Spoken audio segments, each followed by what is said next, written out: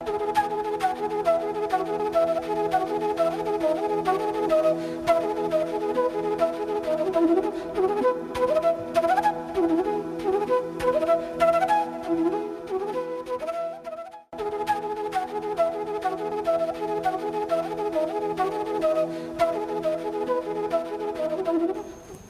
welcome you all on behalf of EduSat CEC.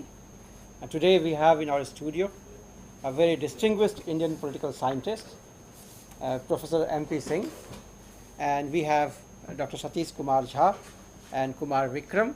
Kumar Vikram is also from National Book Trust, who is one of the editors of the book. And since Professor Singh is one of the very, very prominent experts on Indian politics, we will of course discuss his book, but we will also go beyond that and we'll talk about some of the contemporary issues of Indian politics and we'll try to get his reflections on them.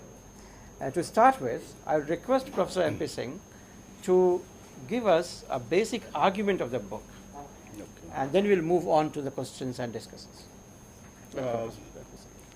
I was commissioned by the NBT to write this book as an introduction to Indian federalism.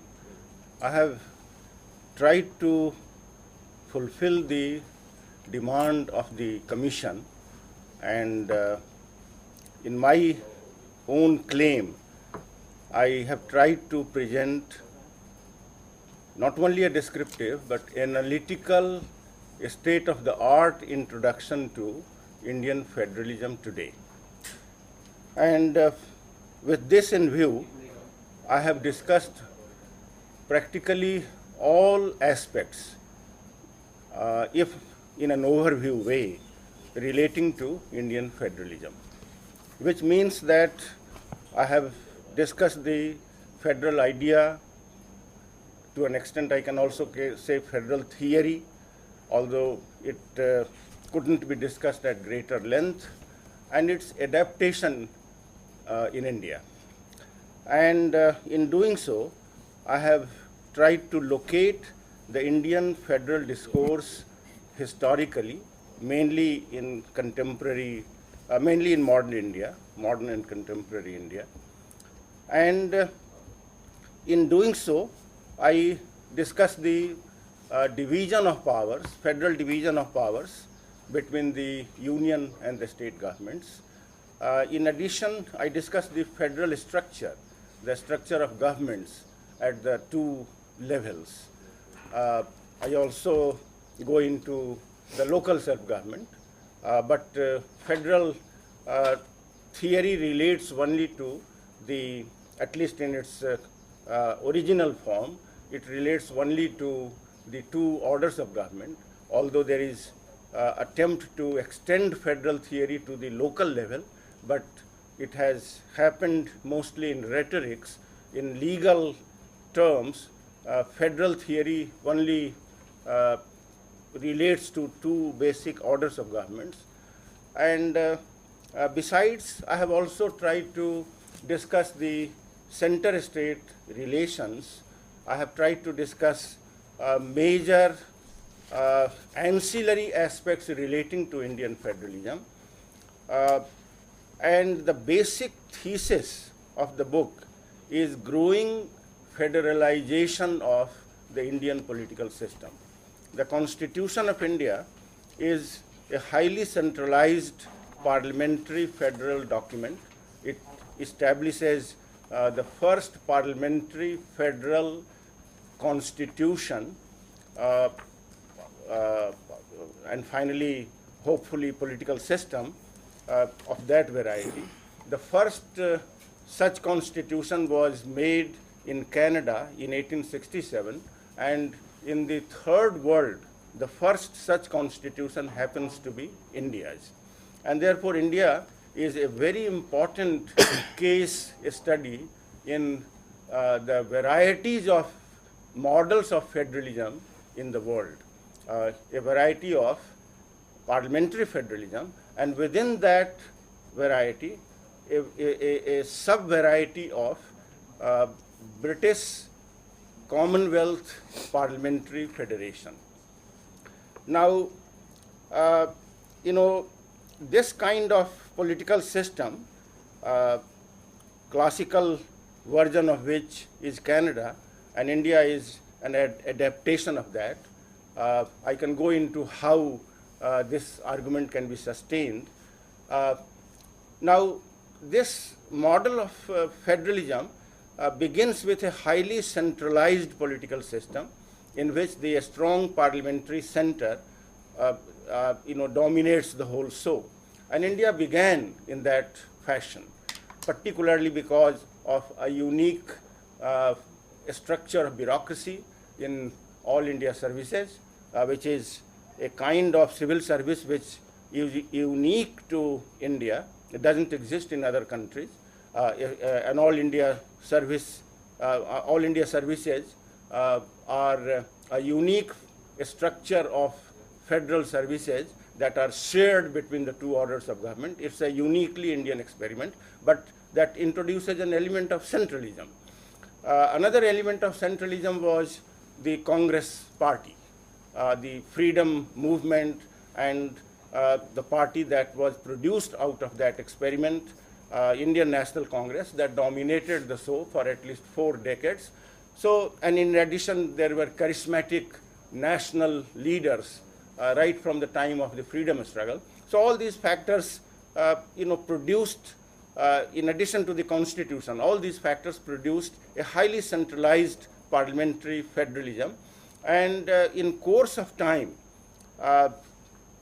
although in late 1960s, late 1970s were the periods when process of federalization started, the parliamentary component that dominated the political system was sort of, sought to be sort of, to an extent it was sought to be compromised, and a space was created for a federal functioning. Federal features of the Constitution came to the fore, but these earlier processes of federalization could not sustain, and therefore a time came when the system again became centralized. The political change from 1989 is irreversible.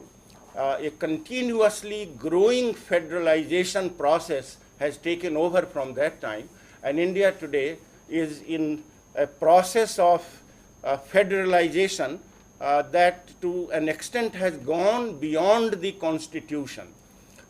Gone beyond the Constitution because the Constitution makers never visualized the kind of or extent of federalization that we are witnessing today. And therefore, India is adjusting with teething troubles to this process of federalization. The process is still continuing, and to some observers it has appeared that from quasi-federalism, India has gone to the other extreme, quasi-confederalism, where state governments appear in some cases, in some matters, to be more powerful than the center, which was not the intention of the makers of the Constitution. So that is the basic thesis of the book. I suppose I should not take more time and leave time for the discussions. Thank you, Professor Singh. I think you have raised a very, very important issue, that how there is a new phase of Indian federalism that we are witnessing today. And I'll come to that question a little later, because I want to know whether this new phase is triggered off by the process of globalization, whether it is the requirement of the global capital that is actually looking for this kind of federalism so that they can directly negotiate with the state power, the state sector. So that will come to that question. But before doing that, let me congratulate you for a book which I think is written in a very, very non-technical language, and it's very readable for the common people to know the federalism itself.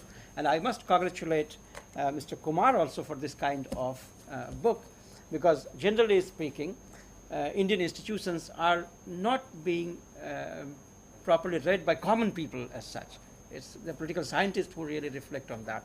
So I think this is really a good effort, and I must request Mr. Kumar to see to it that National Book Trust should publish such kind of books on many institutions in India, so that the citizens would know what processes are taking place.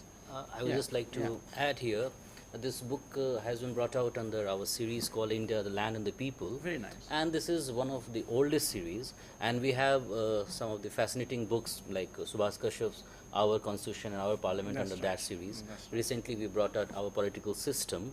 And also on different institutions like public administration we have our judiciary, we have even our armed forces, you know.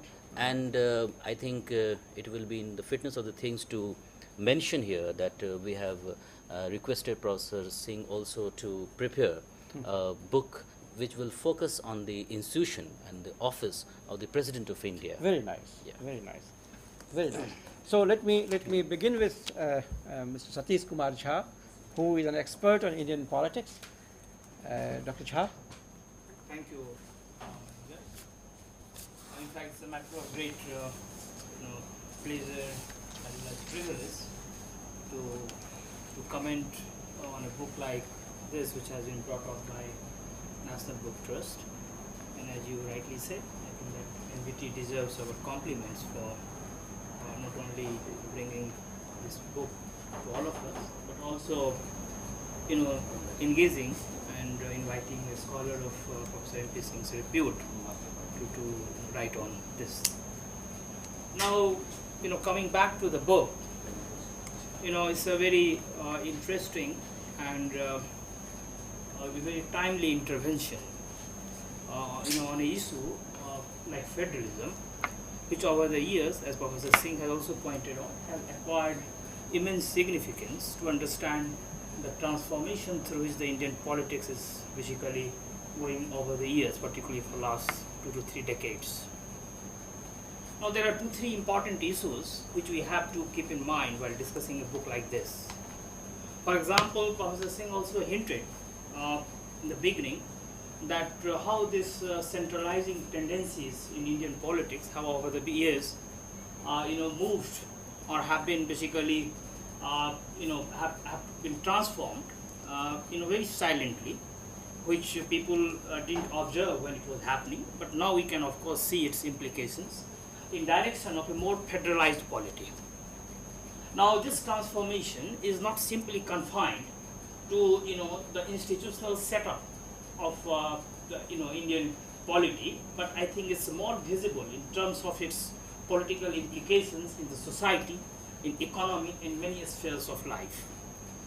But at the same time, we should also remember the constitutional design, behind this entire federal structure in India, which he also pointed out that has to be seen in terms of differences and similarities from the earlier theoretical models which were available, particularly in countries like USA or Commonwealth parliamentary federal models like Canada, Australia, so on and so forth. But one thing which perhaps makes more sense for understanding Indian federal discourse is our own pre-independence history, particularly in the 20th century, when particularly the religious and other identity issues were crystallizing, and federalism became important input into that fight, particularly when the Muslim League, but later on some other groups, started articulating their identity concerns in a formal, in a federal format or in a federal framework. So much so that in a pre-independence period, in fact, federalism, became synonymous with the communal politics, a pejorative term. I remember that when Subhash Chandra Bose and Gandhi had a face-off, and he attacked all most of the Congress leaders who were basically the followers of Gandhi, that they were federalists. What he meant that basically the politics of these Congress leaders were not different from what Muslim League was trying to do. So I think it became a pejorative term, and the defense of Nehru at that time is quite significant. When he replies and he responds to Subhash Chandra Bose, he says that you are mistaken. We are also not federalists, but we are centrists. I mean, that kind of baggage it carried in the pre-independence period.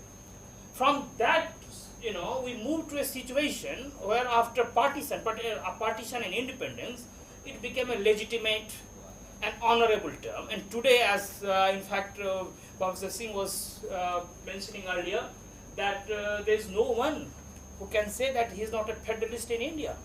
I mean, it is becoming a democratic, in order to prove one's democratic credential, one has to say that one is a federalist. So I think this transformation is very significant. But at the same time, along with this transformation, there is another dimension which is equally important, that on the one hand, the federalism as a term, the federalism as a discourse has acquired some amount of sanctity and legitimacy, but at the same time, its effectiveness in terms of dealing with the group identities in India has also reduced. In the sense that today, most of the group related issues or identity issues are not being articulated in the federal form, are not being couched in the federal language, particularly if we look at the issues which are emanating from politics which is related to the Dalits, the women, the OBCs, even in the minorities like Muslims. I mean, today the federal discourse is not capable to accommodate their aspirations, their problems. It has to be dealt with. So, Dr. Jha, can you just tell us a little more about the main thesis that he is trying to propagate? Right. So that is one thing. That why is it that on the one hand its legitimacy has increased, but on the other hand its efficacy has declined? So this is a kind of puzzle I think we'd like to know from Professor Singh. Number two, I think when while I was reading the book, I was basically struck by certain arguments, particularly the one thing which he tries to mention, he deals with in the book, that is the three contracts he talks of, and that is very interesting. Because talking in language of a political contractualist tradition in political theory, he talks of three contracts. And the first contract, he says, is the contract between people and the government. And the second contract, he says, is the contract between the three organs of the government, legislature, executive, judiciary on the one hand, and the state. And the third contract, he's saying that it's between the units or the states and the center. And then he tries to see the problems associated with these three contracts. That what are the problems? And the question, or basically the posture he puts is in this term that whether these contracts have been honored or not. Now, that perhaps widens or broadens the the entire ambit of this discourse, because that takes it away from a strictly institutional, structural, discussion of federalism to broadly the discussion of politics, society, economy, and so on and so forth. Now, out of these three contracts, what I feel that this first contract, that is a contract between the people and the government, is perhaps more contentious. And in today's context, it is acquiring, a more explosive, form, particularly in light of what has happened in last 1 year or so. Initially started, around the issues of anti-corruption movement launched by Anna Hazare, when the entire issue was put in terms of the people's power versus parliamentary sovereignty, or supremacy of the parliament. Whether this contract, under which Professor Singh tries to bring in the Rousseau's concept of popular will, I think what we have seen over the years, that how parliamentary supremacy is being posited against this people's power, that after all parliament is supreme. This is a constitutional design, and once election takes place, when people have expressed or articulated or have spoken their mind through electoral process, I think they have no right to question the authority and the power of the parliament. So this contract is becoming very important in today's context. Now, not only this anti-corruption movement of Anna Hazare, but even recently on this issue of the entire textbook writing controversy, we have seen that how the parliament and other institutions, which may be considered part of the state and the government, but nonetheless it is believed that they enjoy a certain amount of autonomy. Now, their autonomy vis-a-vis parliament is also now, a matter of great contestation, that what is the amount of autonomy they can claim. So therefore, I think these issues have immense significance for the entire federal discourse, and also for the larger issues which are involved in Indian politics. So I think these three contracts, which Professor Singh mentions, the first between the peoples and the government, even the second contract between the three organs and the state, he says that it is ultimately the judicial. Can we come to the third contract? That's the core idea today. Yeah, Center and the state contract. Now the third Can we see that as a matter of contract, Yeah. or should we see that as a kind of a unitary government trying to create units for governance? If it is a contract, then probably that will be much more difficult to handle. It means that you have to really follow the terms of contract. But I guess when Indian federalism was created, it was not in a form of contract in a way. Probably a couple of states might be contract, like when we had Article 3, that 370 article for Kashmir, it was kind of contract. But is it that overall framework of Indian constitution suggests that it's a contract, federalism is a contract? Okay, all right. So can you raise a question related to that? This I would like to conclude for the moment with one or two brief observations more related to this particular part in the book, that is the contract. I mean, the third contract that is between the center and the state. I mean, the second contract, of course, as I mentioned, that he feels that it is only the judiciary which is now having the upper hand in enforcing the separation of power doctrine of the constitution. The second contract is basically about the separation doctrine. Now the third contract, this is center and the state. I think Professor Singh himself mentioned that it has been honored more in a breach than in compliance. This is perhaps the term he uses in the book, that this third contract has been honored more through the breach than through perhaps the compliance. Now in that context, what I feel that this second contract, that is the separation of power, in fact is perhaps it is all not even appropriate to say that it is only through the judicial intervention, but rather one can say that it is through the whims and the fancies of the three organs of the government. Sometimes we find that even the judiciary and executive, they act in unison when the issues which pertain to many issues of rights are concerned. So I still feel that let us spend some time on the center-state contract. Yeah. Do you think, how do you look at it? Or can we request Professor Singh to come and you can come back again? Yeah, Professor Singh. Shall I? Yeah, please. Okay. Briefly, then we can. Oh, okay. Yeah. I think the first question that Manindra raised. We can take that up later on. Okay, so Last question. which theme do you want me to? I think on this contract thing, Contract. when you are suggesting Okay. that All right. this is a contract, how do you look at this as a theoretical model to see Indian federalism as a contractual all right. doctrine? I see, I take all the three contracts very seriously. Even if the Constitution was not made in the American way or the Swiss way, where previously independent states joined a process of constitution making, that was a more clear case of contract. A contract, right. Where free agents were entering into a contract in the Philadelphia Convention, or prior to that in the Continental Congress in America, which produced the Articles of Confederation. Didn't work because the federal government was too weak. And then the Philadelphia Convention was convened, and again the sovereign states decided to enter into a new contract and created the present American Constitution.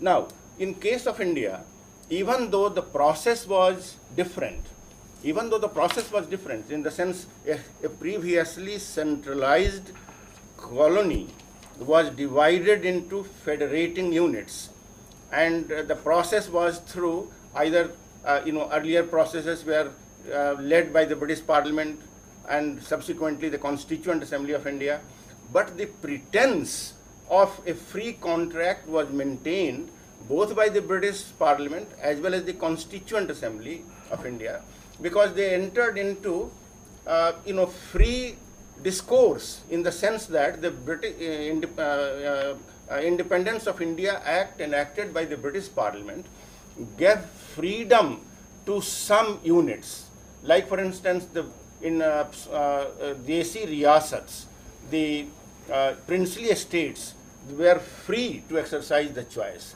The British Indian provinces didn't have the choice to break away, but at the time of the making of the constitution, imagine the free exercise of choice was exercised by the British Indian provinces that went into making of Pakistan. It was a free choice.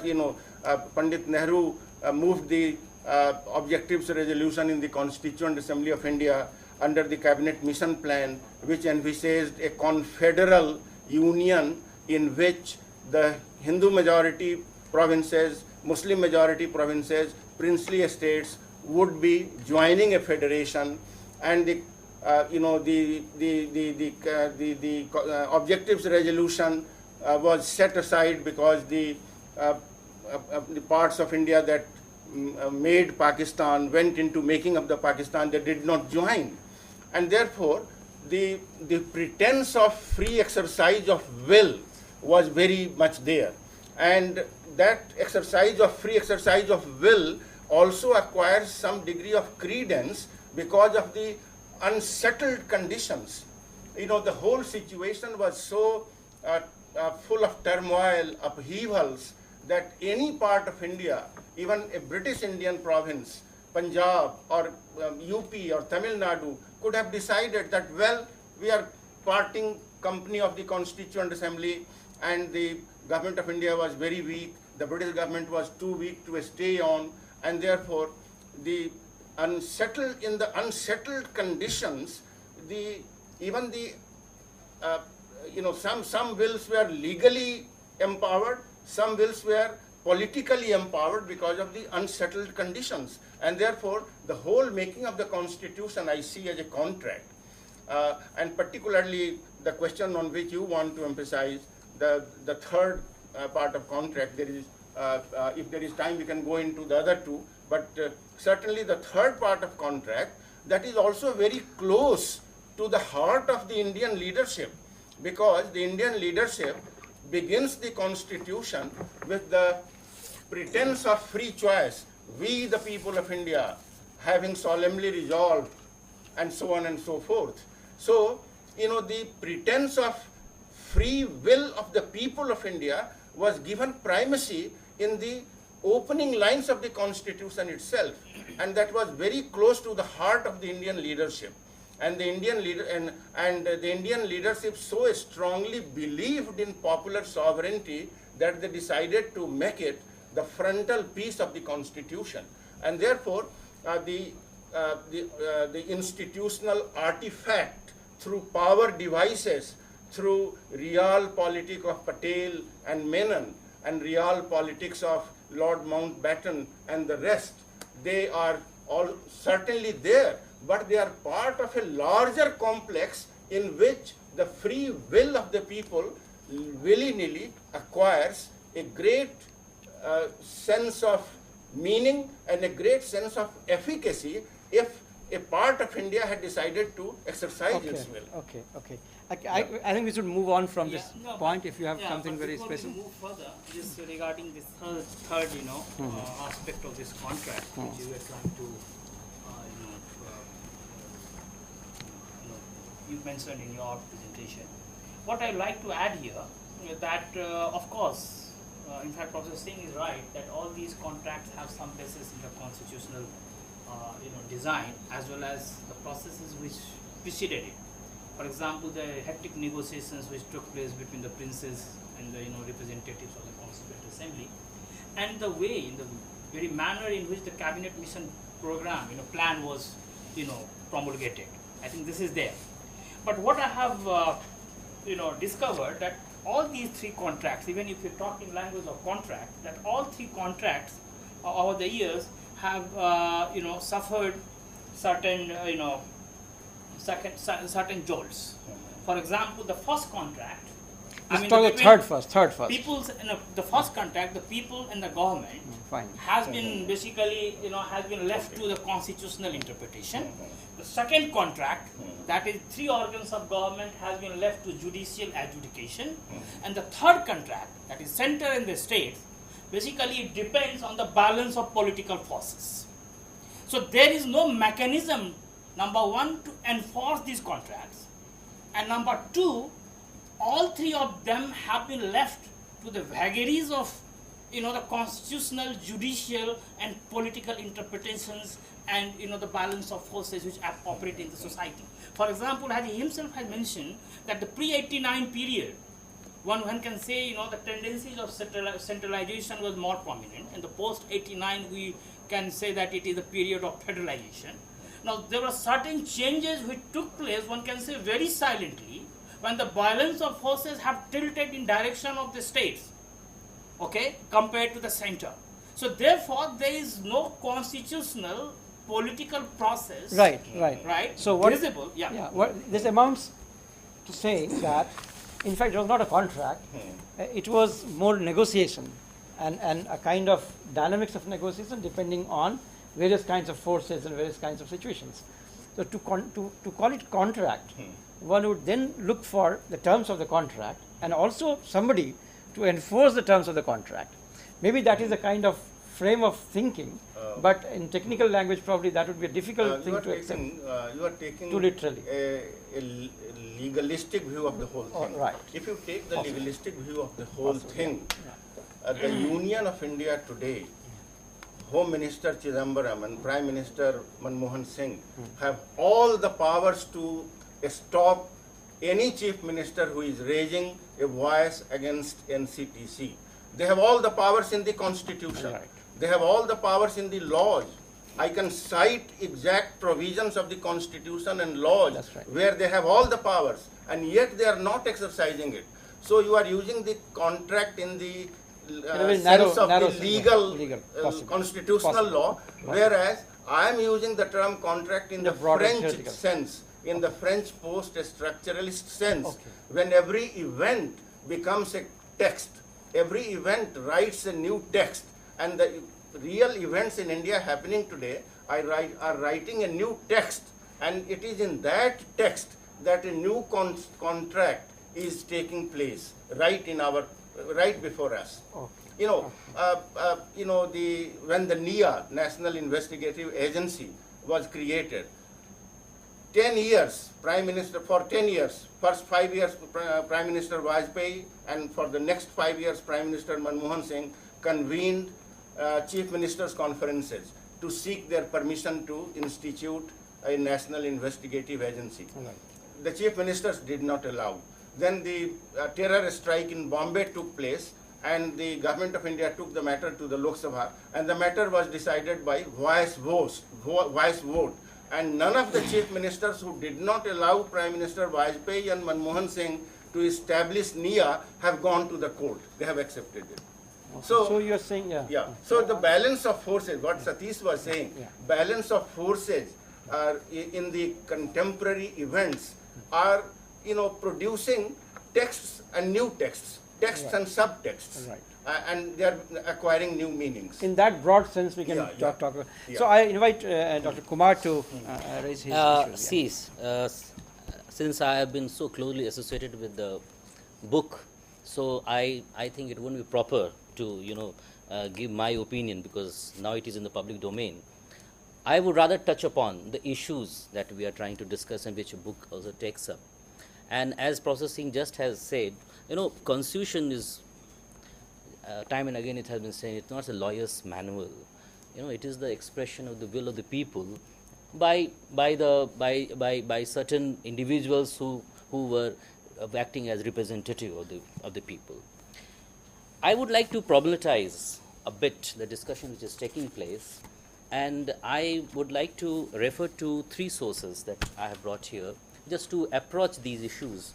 One source is situated much before where all these constitutional reforms which took place during the British Raj and all the hurly-burly which that took place in the making of the constitution, and that generally people are quite aware of. This is Dr. Sajaran Sinha. He is one of the makers of modern Bihar, but more than that, he was also a national leader in the pre-Gandhi era. Here he is talking about, I would like to draw a kind of a parallel between what Sachidanand Sinha saying in the about the situation of Bihar sub-nationalism vis-a-vis the nationalism, Indian nationalism, and the entire issue of inquiry in the present times coming from the marginalized sections, Dalits, women and other communities. I would like to draw some kind of parallel, because here is a man talking about a movement which was completely not in the scheme of the things, which was at that particular time being seen as kind of inquiry from the marginalized community called Bihar. And you will see for it, I will just like to, it is an article on Mahesh Narayan, who was a comrade in arms with Dr. Satyanan Sinha in the Bihar movement, and they are not the people who are to be known only as leaders who took up the issue of Bihar sub-nationalism. They were national leaders in their own right. So this is, he says about Mahesh Narayan, and the ideal which he, Dr. Satyanan Sinha is talking about Mahesh Narayan, and the ideal which he fully shared with me and diligently placed before his fellow countrymen in Bihar in his capacity as a journalist, was to the effect that it was their bounden duty to advance first and foremost the cause of the province and its people, while sharing jointly with the people of the other Indian provinces the responsibilities that devolved upon educated Indians in general. See, this is an inquiry coming from below. We have to see it in the historical context. Mahesh Narayan and I thus strenuously urged the development in the first instance of what the late Lord Balfour had happily called subordinate patriotism, akin to what all Scotchmen as such feel for Scotland, while sharing in a common patriotism with the English and the Welsh as Britons. And in the second place, we urge that Biharis should ungrudgingly cooperate with the Indians of the other provinces in pursuit of common aims and aspirations. Our common ideal was thus based on the lines of American patriotism, first the state and secondly the republic, or of that found in the other federal states of America or Europe.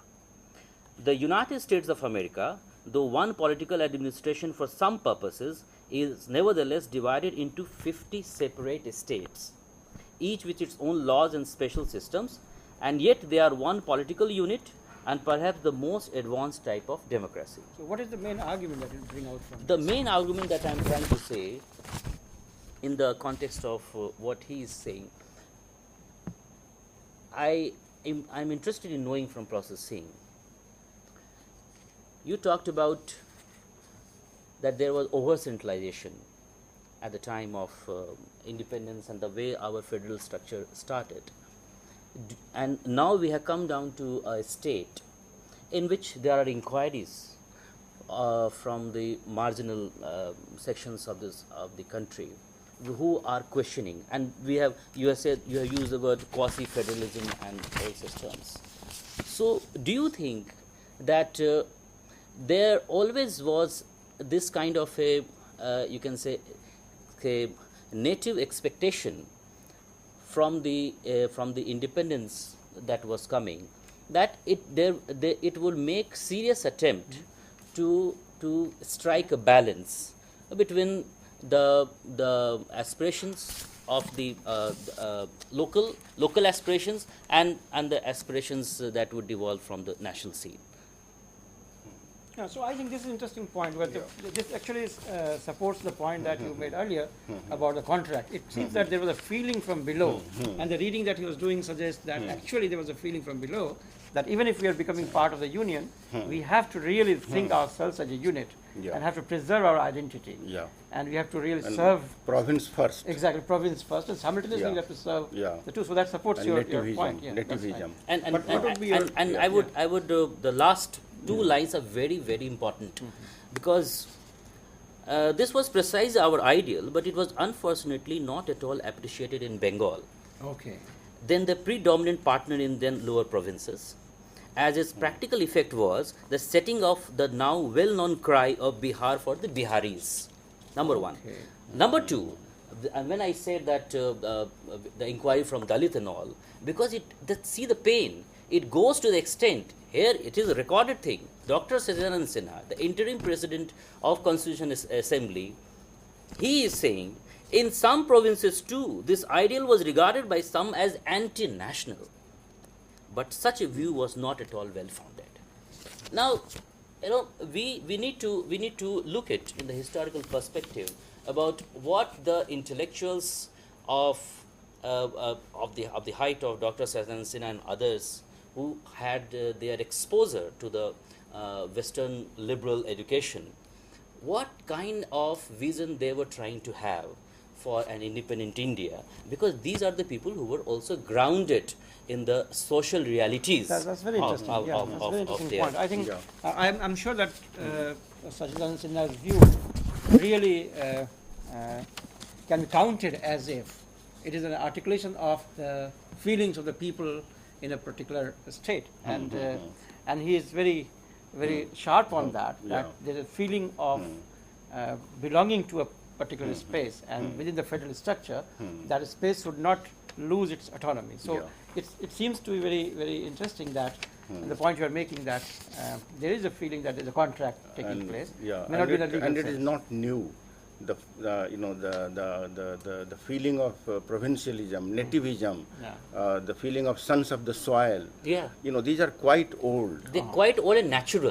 Quite old and natural. So it seems to be your thesis really stands down. But let me switch over to something else now. But I was just referring, regarding this issue which I was trying to raise. I mean, this non-territorial politics of federalism, if one is permitted to use.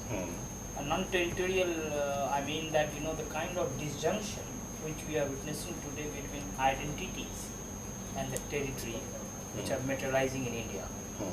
I mean, unlike the pre-partition period, today what we are witnessing, that perhaps exception could be made, or exception maybe in case of Punjab and some other provinces where certain groups have still that linkage with the territory in terms of their identity and their rights.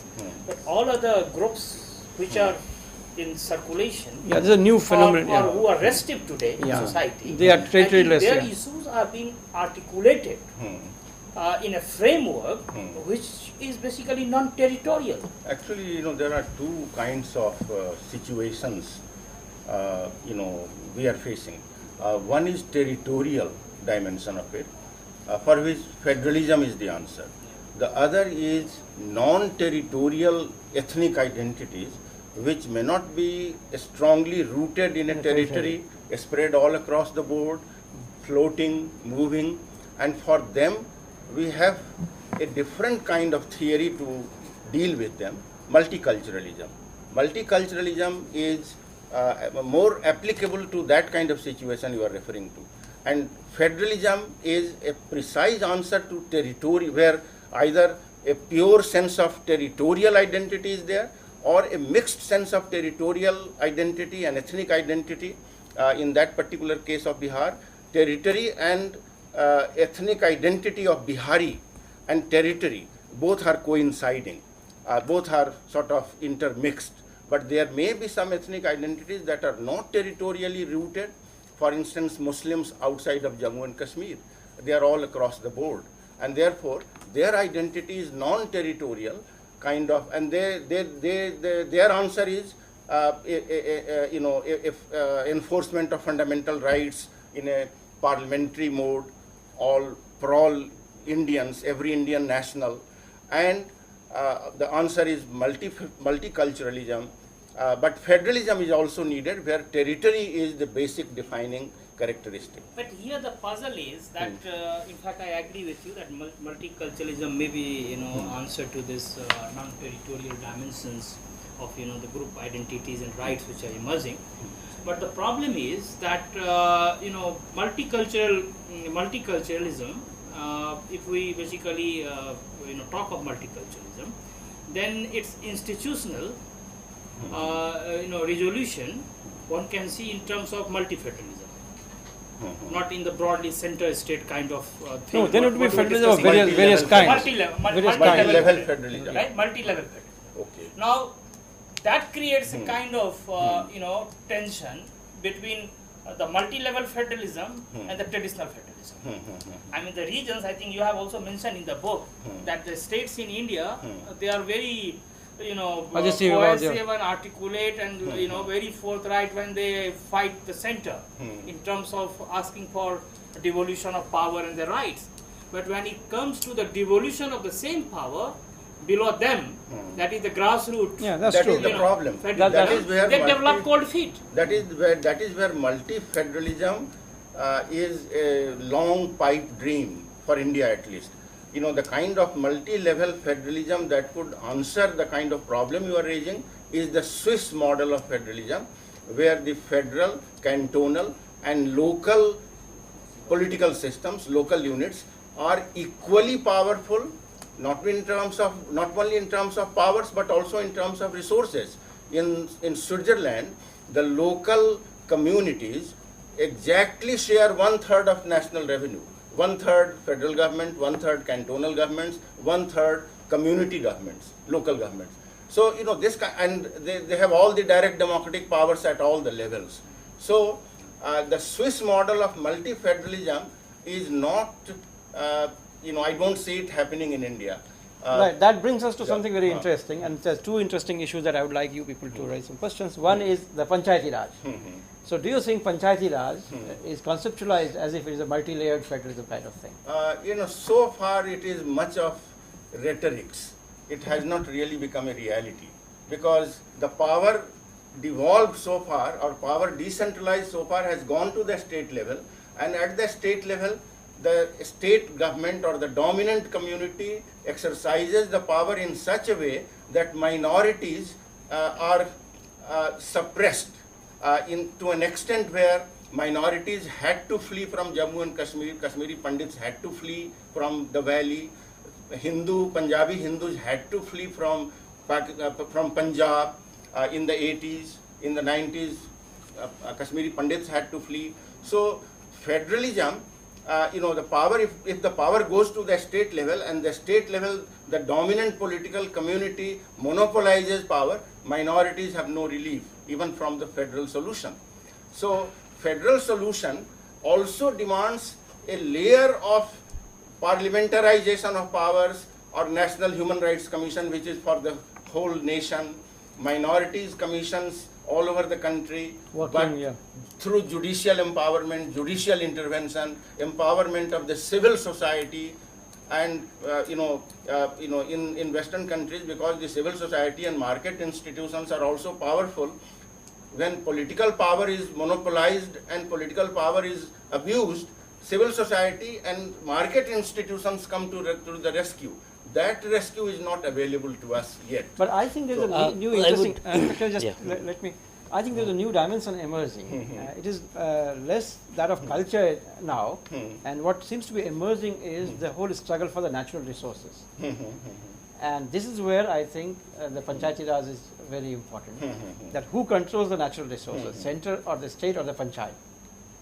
Under the constitution, the natural resources are divided in such a way that the center has the upper hand and the state government has the lower hand. Local political communities have no place in law. Only through Gandhian movement they can project themselves into the whole equation. There is no other way. But we have seen that a lot of struggles emerging these days about that, the tribal areas.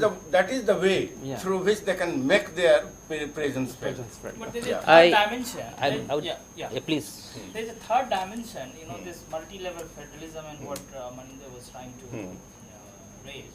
I mean, these resources. I mean, the third dimension is the liberalization and globalization, I mean, how they impinge on Yeah. this entire discourse. Yeah, we'll come to For that. Yeah. example, that is important. For point. example, When in the data yeah, beginning. because this, you know, the middle range unit, that is the states, you know, I mean, seems to be sandwiched between the center And the panchayat. and then the local, And the local.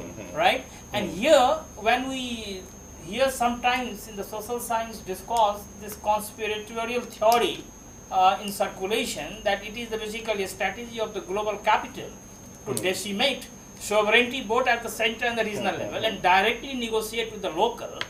I think in Yeah. context of India, this becomes very important. Since he has come to this point, Yeah. I'll take up your point a little Yeah. later. If it is related to this, you No, it is not related. and to then it. we can come back to Yeah. that. I think since he has already Yeah. raised it, my whole question was that is it that the global capital is finding it very convenient to have a different kind of federalism now, where the states are so autonomous that global capital can directly come to the state and negotiate with the state and use the resources. Similarly, the panchayat land has to be taken for a big industry, and who is authorized to assign to give the panchayat land to the company. So there is a need of a local leader, authorized leader. So panchayat is strengthened so that he can sign the document, and it's not very difficult to get this document signed by him. So it's all managed. So global capital actually is managing the federalism in a way that it becomes very easy to penetrate into the third world society and capture the natural resources. This is another theory that is You coming know, up. the state in India is still not so weak that it cannot stand to multinational capital. But maybe state is collaborating with the global capital. That's the point. The state may be collaborating. That's the point. And the state governments have become so empowered, and the union government doesn't have it has the constitutional power, but it doesn't have the political power to enforce its will on the state governments, because the state governments have acquired a great deal of power, and the union government is politically powerless to exercise its constitutional powers because of the party system, fragmentation, because of the coalition government. The state, regional political forces have entered into the federal government itself directly in the coalition governments. The coalition government can be dictated by the powerful regional parties, and therefore the state government, the union government has all the powers over the natural resources. Secondary power belongs to the states. The primary power belongs to the center. If there had been a one-party dominant system today, the center would have intervened in the loot of the minerals in Jharkhand and in Karnataka and in Andhra Pradesh, but the center is unable to exercise its power. Maybe it's a consent of the center, because center seems to be Not the consent. collaborating with the multinational corporations. I see it as a lack of power first. Lack of power first, and then lack of will maybe also, because there may be collaborative deals Yeah, the in models which are- the central government and the state governments are hands in glove with the global capital. That's what it is. Yeah. So No, but let me come to are you. we Yeah. talking about, have we come to this point by saying that as institutions they are collaborating, or they are the people running? I mean, we have to be very, we have to be a bit careful in what we are suggesting. No, I because think- if we come to this kind of cynicism, then all debates won't stand, and most of them would. I don't think We have come to a situation where intervention by the parliament, intervention by the judiciary are the only available hope to us. The party system intervention is gone, because party system doesn't exist in its proper form in the country. Judicial intervention is there, but then judiciary has its own limitations. The committees of the parliament and constitutional, autonomous constitutional commissions like the Comptroller and Auditor General of India, their reports come to our rescue. Judicial intervention comes to our rescue. Media exposure comes to our rescue. All these are there, but the situation is so new, and the developing situation has not settled down to a grammar of politics. No, I think the question, So, the question yeah. that he's raising is very interesting. He's saying that if we come to this conclusion, that is a collaboration between the state and center on this will be a kind of conspiracy theory and very cynic understanding of the thing.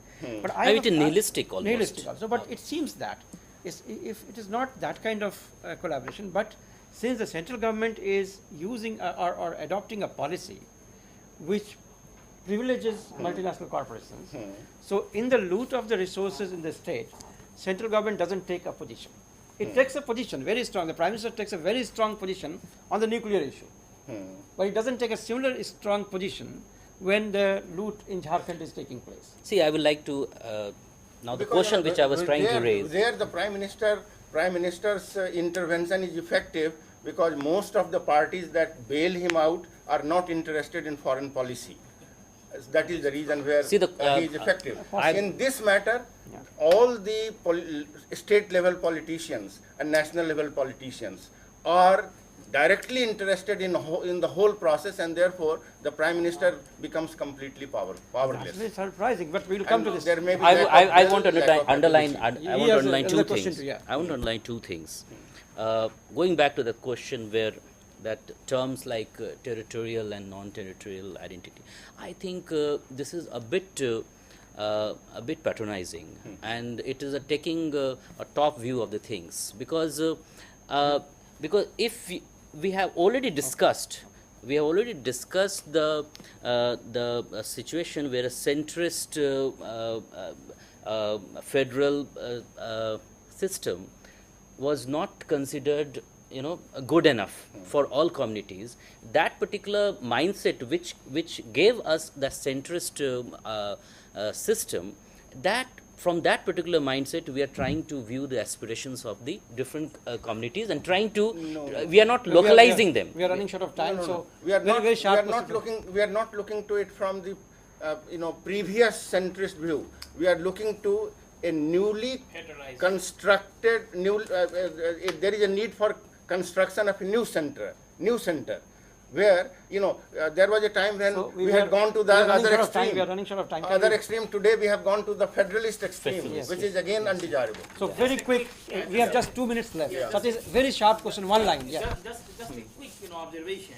Towards the end of the book, where the author talks of 8 palpable shifts, and the first important shift is in terms of the autonomy which the state enjoys, where he brings in a lot of debates initiated in 60s and 70s by Rajni Kothari and others, that what amount of autonomy the political class enjoys in India. And then he also brings in the caste class and the formation of middle class and number of issues, and then the picture which is painted appears to me at least very gloomy, because exclusions, You mean the picture is book, yes. exclusions at the 3 levels, at the level of state, at the level of market, and at the level of civil society, the 3 major agencies of today's democratization. I think those exclusions I will add which to are it, he can basically respond. materializing at these 3 levels. Satish, just they one line. don't- Satish, they finish don't it. seem to be much. We are left with remaining 1 minute, that 1 way. minute, and he So I has think this is fine. on this You note, just yeah. one line, yeah. one line. There is in your introduction by the professor from Canada who is hailing the system which India has been able to achieve, and even there is confession from the President Kumaratunga in a speech where she is saying that in Sri Lanka we have faltered in the essential task of nation building since independence, with much less diversity of race, religion and language than you have. We have failed to address the issue of building a truly pluralist nation Right, state so that therefore you you think have. it's admirable thing. Yeah, so what Okay, so last words, Professor I Singh. think What do you think is... we had gone to the one extreme in the one-party dominant phase, where the parliamentary component of the system dominated. We have gone to the other extreme, where the federal component has become riotous, chaotic, and we need to come back to a center place where balance is restored. Right, so Indian democracy, I think, is still experimenting with the thing. Yeah. And I think And creating that's so its own complex. models. Yeah. Right, so complex that a lot of new issues are Exactly. coming up. Yeah. And new issues sometimes are so complex Yeah. that the existing structure of federalism may need to complete transformation in the sense that it's not no more we are talking about the territorial federalism, but we are also talking of some kind of cultural federalism, which may be called multicultural or whatever. Maybe multicultural is a model acceptable in the West. Maybe we need to modify even that further, because we have cases in Haryana where culture creates big problem, because our culture is not a simple culture. It's also, it has a lot of issues involved in that. Yeah. So it seems that Indian democracy, which the basic thing that it promises to the people is the citizenship right, freedom, liberty, equality, and all dignity and everything. On that, probably federalism is a very, very important institution with all its directions. And also multi-level of minorities, national, regional, That's what, local. that's what it is. Yeah. All levels of minorities. So it A linguistic, cultural. It seems that Every kinds kind of minorities. it seems that we have n number of issues involved, and federalism is an important institution that is helping us out in managing our society well. Yeah. So the institutional theory that the institutional theory needs to take itself forward to understand these issues that we have, new imaginations we have to capture. Thank you very much, Professor And Singh, for this. intervention from the civil society. Civil society. Civil I think society. intervention for civil society is very important. Very important. Very Very important. We must respect that intervention. Yeah. And we could not discuss many issues like the conflict between parliament and the civil society. Yeah, We could not discuss that. We could not even discuss Sort how of do we time. react to, as a political scientist, yeah. to the Indian state suggesting what should be written in the textbooks, Exactly. how the textbooks will be Very designed. important issue It's to very discuss. important issue. I think we will have Yeah. another time to do all this. Thank you very much to everybody. Thank you, Satish, and thank you, Dr. Kumar. Thank you very much. Thank you. Manu. Thank you.